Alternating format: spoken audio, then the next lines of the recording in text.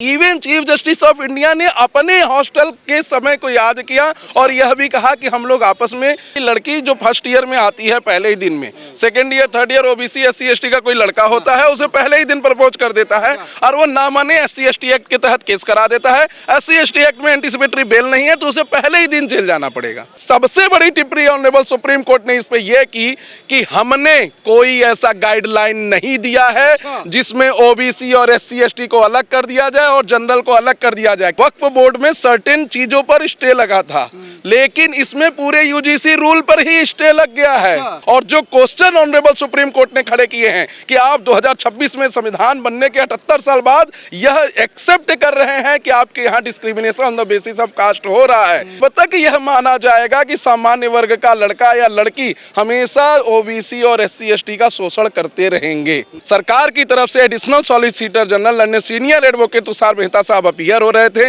उन्होंने इसमें कहीं से भी अपोज नहीं किया है। उन्होंने खुद माना है कि आर्टिकल 14 का वायलेशन हो रहा है इस रूल में। ऑनरेबल कोर्ट ने शुरुआत ही इसी बात से की कि आप समाज को बांटना चाहते हैं ऐसे कानून को लाके, जब हम 78 साल बाद कॉन्स्टिट्यूशन के ऐसे देश में रह रहे हैं जहां पर हम लोग इक्वलिटी को लाना चाहते हैं, जेंडर डिस्क्रिमिनेशन और कास्ट डिस्क्रिमिनेशन को खत्म करना चाहते हैं। आप ऐसे कानून लाके फिर से वही कास्टिज्म लाना चाहते हैं समाज में। और इसमें मैं भारत सरकार का और additional solicitor general Tushar Mehta साहब का बहुत धन्यवाद दूंगा। उन्होंने भी माना कि इस यूजीसी के रूल में कमियां हैं और इस पर सुनवाई होनी चाहिए। उन्होंने कोई विरोध नहीं किया। भारत सरकार की तरफ से जो रिप्रेजेंटेशन आज मौजूद थे उन्होंने कहीं से भी इसको नहीं कहा कि ये सही रूल है। सबसे बड़ी बात जो ऑनरेबल सुप्रीम कोर्ट में चीफ जस्टिस ऑफ इंडिया और उनके साथ जो ब्रदर जज बैठे थे ऑनरेबल जस्टिस जोय मल्ला बॉक्सी, उन्होंने एक कंसर्न उठाया कि 2012 के रूल में सेक्शन 3E में जब डिस्क्रिमिनेशन की बात की जाती है तो उसमें सभी लोगों के लिए इक्वलिटी प्रदान की गई है,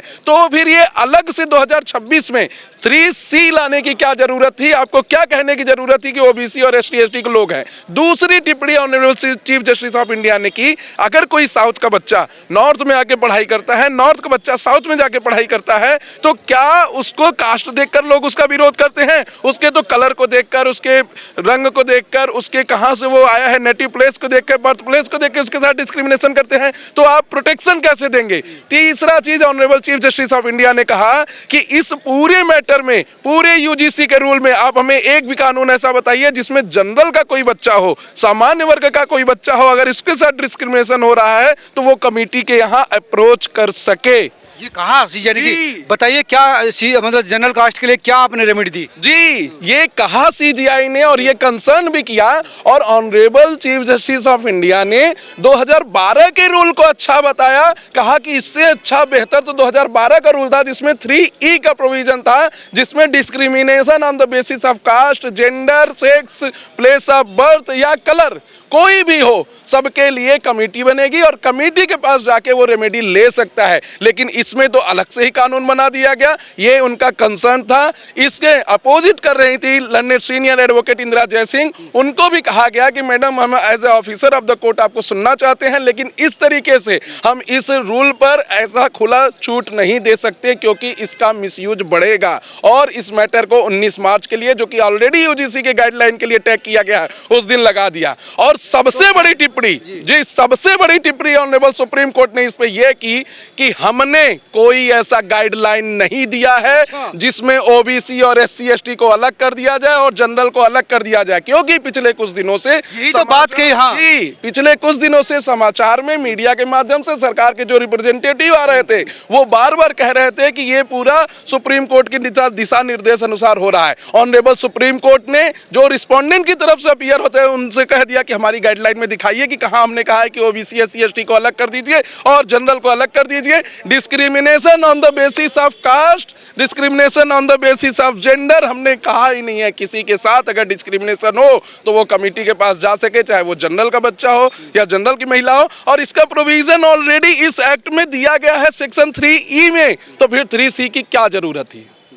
तो ये तो झटका है बहुत बड़ा सरकार को। नहीं, सरकार ने पहले से ही मन बना के इसमें आया था। सरकार की तरफ से एडिशनल सॉलिसिटर जनरल यानी सीनियर एडवोकेट तुषार मेहता साहब अपीयर हो रहे थे। उन्होंने इसमें कहीं से भी अपोज नहीं किया है। उन्होंने खुद माना है कि आर्टिकल 14 का वायलेशन हो रहा है इस रूल में, और हम इसको कंसीडर करके हो सकता है कि आगे डिस्कशन करने के बाद on the basis of the constitutional discussion इसको पूरी तरीके से खत्म कर दिया जाए। और ऑनरेबल सुप्रीम कोर्ट के चीफ जस्टिस ऑफ इंडिया जब जजमेंट को लिखा रहे थे तो उन्होंने स्टे से बढ़ के एक बात कही कि जब तक ये मैटर सुना नहीं जाता 19 मार्च को, तब तक इस पूरे रूल को एबियंस पे रखा जाए। इसका मतलब आप समझिए कि जैसे वक्फ बोर्ड में सर्टेन चीजों पर स्टे लगा था, लेकिन इसमें पूरे यूजीसी रूल पर ही स्टे लग गया है जी। इसमें 3C पर नहीं, पूरे यूजीसी रूल पर ही स्टे लग गया है 19 मार्च तक के लिए, और ये स्टे अभी आगे चलेगा। और मुझे जहां तक विश्वास है, सरकार जिस तरीके से पॉजिटिव होकर सामान्य वर्ग के लिए यहां पर खड़ी दिखी है, उसमें ये 3C खत्म होगा, डिस्क्रिमिनेशन खत्म होगा। इसका मतलब सरकार ने भी अपनी गलती स्वीकार की है, जिस तरह से सॉलिसिटर जनरल ने कहा कि, तो इसका मतलब सरकार जी, इसमें क्योंकि देखिए मानवीय भूल किसी से भी हो सकती है, और वो भूल को स्वीकार करना सबसे बड़ी बात है। और यही भूल अगर स्वीकार सरकार पहले ही कर देती कोर्ट में आने के पहले, तो सरकार की इतनी किरकिरी नहीं होती जितनी किरकिरी आज हुई है। क्योंकि ऑनरेबल सुप्रीम कोर्ट के ऑर्डर के बाद, ऑनरेबल सुप्रीम कोर्ट के ऑब्जर्वेशन के बाद, और जो क्वेश्चन ऑनरेबल सुप्रीम कोर्ट ने खड़े किए हैं कि आप 2026 में संविधान बनने के 78 साल बाद यह एक्सेप्ट कर रहे हैं कि आपके यहाँ discrimination on the basis of caste हो रहा है, आप किसी को एक तरफ से अलग कर दे रहे हैं कि वही डिस्क्रिमिनेशन करने वाला है। और लर्नेड एडवोकेट विष्णु शंकर जैन ने बहुत ही अच्छी दलील पेश की है एक चीज की, कि कब तक यह माना जाएगा कि सामान्य वर्ग का लड़का या लड़की हमेशा ओबीसी और SC ST का शोषण करते रहेंगे जी। तो ये तो सुप्रीम कोर्ट ने भी चिंता जाहिर की कि आप एक वर्ग को तो शोषण करने वाला बताएंगे और बाकी को शोषित होने वाला। जी, सुप्रीम कोर्ट ने चिंता जाहिर की। सुप्रीम कोर्ट का जो मेन कंसर्न था कि हम समाज में इंटरकास्ट मैरिज को अलाउ कर रहे हैं, आपस में भेदभाव का खत्म हो रहे हैं। Even chief justice of India ने अपने हॉस्टल के समय को याद किया और यह भी कहा कि हम लोग आपस में वाद विचार करते थे, लोगों से वाद विचार विमर्श होता था, हम दोनों आपस में नॉलेज को एक्सटेंड करते थे, एक्सप्रेस करते थे। अगर ये रूल आ जाएगा तो वो कैसे संभव हो पाएगा?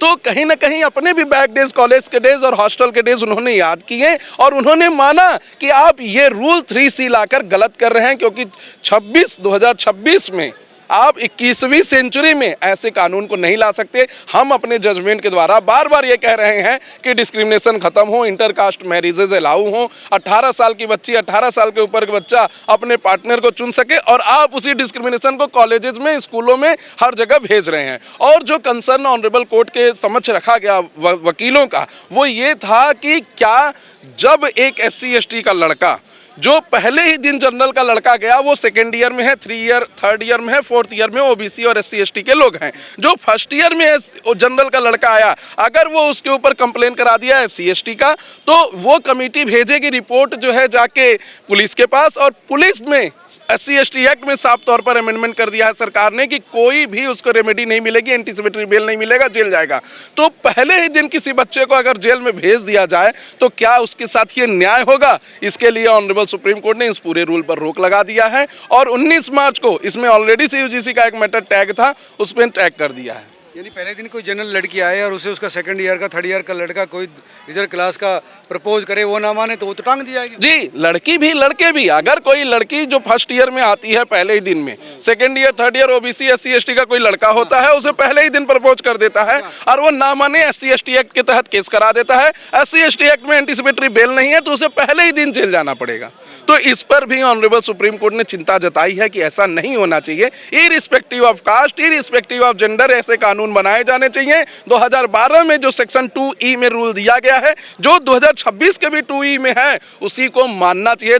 इसमें 2C जोड़कर बहुत ही गलत किया है। ये तो फिर कह रहे हैं कि फिर आप हॉस्टल भी बांटेंगे, इधर ये है कि आप हॉस्टल भी बांटना चाहते हैं, और स्टूडेंट की तो क्लास है, कास्ट नहीं होती। जी जी, ऑनरेबल सुप्रीम कोर्ट ने इसे साफ कर दिया है, जैसा कि मैंने कई सारे जजमेंट में बताया है आपके चैनल पे ही कि, और हम लोग पूरी तरीके से मान रहे थे कि हमारा PIL एक्सेप्ट होगा और स्टे भी लगेगा, क्योंकि ये रूल जो बाबा भीमराव अंबेडकर ने कॉन्स्टिट्यूशन बना है उसमें कहीं से भी फॉलो नहीं करता है। ये OBC वर्ग के कई छात्र हैं जो इन्होंने जिस रूल का विरोध किया, उसके लिए भी मैं धन्यवाद देना चाहता हूँ। दिल्ली यूनिवर्सिटी के कई सारे OBC वर्ग के छात्रों ने भी प्रदर्शन किया कि ये तो हमारे जनरल भाइयों के साथ भेदभाव पैदा करेगा और हम कॉलेजेस में जो एक समरसता होती है, समानता होती है, उसमें नहीं रह पाएंगे। तो आज बहुत महत्वपूर्ण दिन रहा और ये बिल्कुल रोक लगा दिया, अब इस पे कोई नहीं होगा, 2012 वाला चलेगा। जी, 2012 वाला अभी तक चलेगा, 19 मार्च 2026 तक। उसके बाद रिटन सबमिशन फाइल होंगे, काउंटर एफिडेविट फाइल होंगे। सरकार का जो आज पक्ष देखा वो बहुत ही लीनियल देखा। सरकार कहीं ना कहीं से ये मानने के लिए तैयार थी कि उनसे उनकी कमेटी के द्वारा चूक हो गई है। दूसरी चीज, ऑनरेबल कोर्ट ने आज बहुत ही साफ कर दिया है कि ऑनरेबल सुप्रीम कोर्ट का कोई ऐसा गाइडलाइन नहीं था जिसमें OBC और SC ST को अलग किया जाए और जनरल को अलग किया जाए, क्योंकि यही रोना कई लोग रो रहे थे मीडिया में जो सरकार के पक्षधर थे कि ये तो गाइडलाइन ऑनरेबल सुप्रीम कोर्ट का है। ऑनरेबल सुप्रीम कोर्ट ने साफ साफ कहा कि हमारी गाइडलाइन दिखाइए कि कहाँ पे हमने बांटने की बात की है। हमने तो कहा है कि डिस्क्रिमिनेशन को खत्म करना है, UGC रोल को स्ट्रिक्टली इम्प्लीमेंट करना है। आप ये कैसे ला दे रहे हैं कि ऑनरेबल कोर्ट के गाइडलाइन के द्वारा हमने ये रूल बनाया है और ऑनरेबल कोर्ट ने कहा है कि 3C बनाइए और उसमें ऐसा डिस्क्रिमिनेशन कीजिए। कंचन यादव का ही मामला आया कि जो फंसाने वाला मामला, वो मामला भी उठा। नहीं, देखिए कोई भी पॉलिटिकल पार्टी का कोई भी पॉलिटिकल एजेंट वहाँ पे मौजूद नहीं था, ना तो उनका कोई तर्क आया क्या? कई लोग कह रहे हैं कि जबरदस्ती फंसाया जाए जनरल को, इस तरह की बात सामने आई क्या? जी, ऐसी बात सामने आई क्योंकि ऑनरेबल एडवोकेट जो है वो अपने सबमिशन को बनाए इसके कि इसमें मिसयूज हो सकता है, लेकिन कंचन यादव या कोई भी यादव का यहाँ सुप्रीम कोर्ट के सामने कोई भी रिप्रेजेंटेशन नहीं आया था और उनका स्टेटमेंट का पूरे देश में भर्त्सना हो रही है और होनी भी चाहिए, क्योंकि एक OBC कास्ट के होके उन्हें समाज में समानता के लिए अगर कोई राइट दिया जा रहा है तो समानता की उन्हें बात करनी चाहिए, न कि खुले तौर पर यह कह देना चाहिए कि अब आपको खुला छूट मिल गया है, जितना हो सके उतना लोगों को फंसाओ। तो ये गलत था उनका बयान। इस बयान नहीं फंसा पाएगी कंचन जी, यही बात है। और खैर वो अपने ऐसे ही बयानों के लिए जानी जाती हैं, उनके पास बुद्धि बहुत कम है, मूर्ख महिला है।